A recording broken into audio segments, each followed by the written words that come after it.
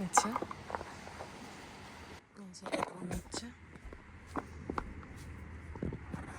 আমার মেয়ে এইভাবে ধনুকের মতো ঘুমিয়ে থাকে।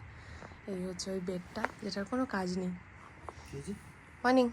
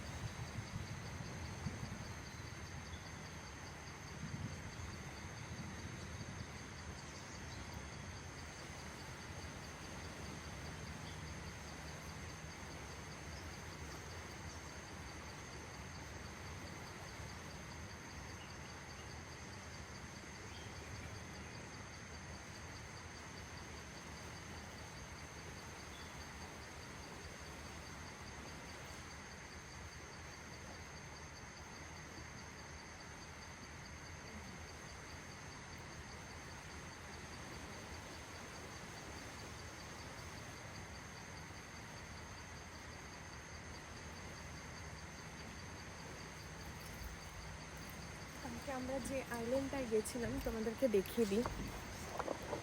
আইল্যান্ডটা হচ্ছে, এটা হচ্ছে আমাদের রিসর্টের গ্ল্যাম্পিংটা। আমরা ওই আইল্যান্ডটায় গেছিলাম, ওইটা। দেন আমরা আবার এই দিকে একটা আইল্যান্ডে, যেটা মাঝখানে একটা কি বলবো, বিচ কাইন্ড অফ তৈরি হয়েছে। দুদিকে সমুদ্র, ঢেউ আসছে, আর একটা পুরো স্ট্রেচ, বালির একটা পুরো স্ট্রেচ গেছে। ভীষণ সুন্দর। আমার কাছে ড্রোন থাকলে হয়তো আরও বেশি ভালো বোঝা যেত, মানে ওইখানে যে ফটোসগুলো আমরা, ভিডিওসগুলো আমরা করেছিলাম। যথেষ্ট আমরা চেষ্টা করেছি যে মোটামুটি একটা ভিউ দেখা যায়। সো কি সুন্দর, ইটস ওয়ান্ডারফুল। যতবার থাইল্যান্ড এসেছি, every time I find something new. এইবারের বিচটাও ভীষণ সুন্দর।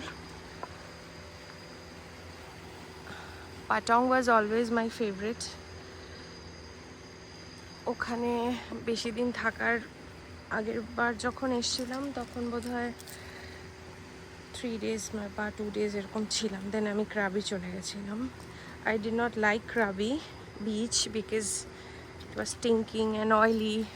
কেমন একটা অয়েল অয়েল, চারপাশে নোংরা বেশি ছিল। মানে আই ডোন্ট নো, মেবি ওখানে অনেক শিপস অ্যান্ড কি বলবো, ওই ক্রুজ টাইপের রাইডসগুলো বেশি ঘোরাঘুরি করে। Maybe that's why the beach is bit black and dirty. আর এখানে ইটস অল হোয়াইট স্যান্ড।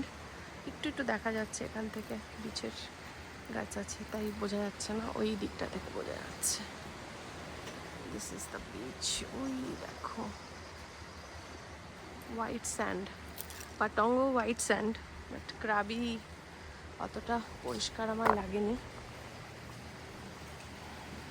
মানে আমার যত মনে আছে, আমি ভুলেও গেছি যদিও, এত খারাপই লেগেছিলো, খুব একটা ভালো লাগেনি গ্রামে। ক্লিন ছিল না বিচগুলো, স্টোনি বেশি। পাটংয়ের বিচটা খুব সফট অ্যান্ড ঢেউগুলো, ওয়েভসগুলো ভীষণ সফট। বাচ্চা নিয়ে, তখন চেরি আরও ছোটো ছিল, 2 বছর আগের কথা। এখন শি ইজ 5.5। তখন শি ওয়াজ লাইক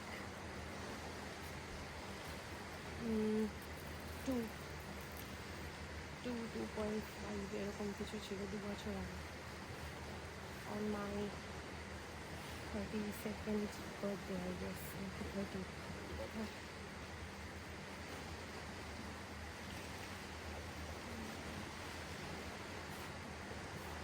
এখানে কি সুন্দর ওরা ফার্মিং করছে, সি।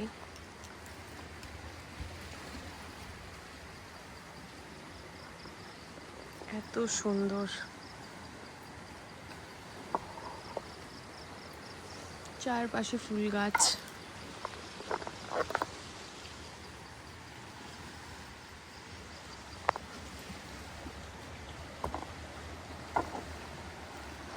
এবার আমি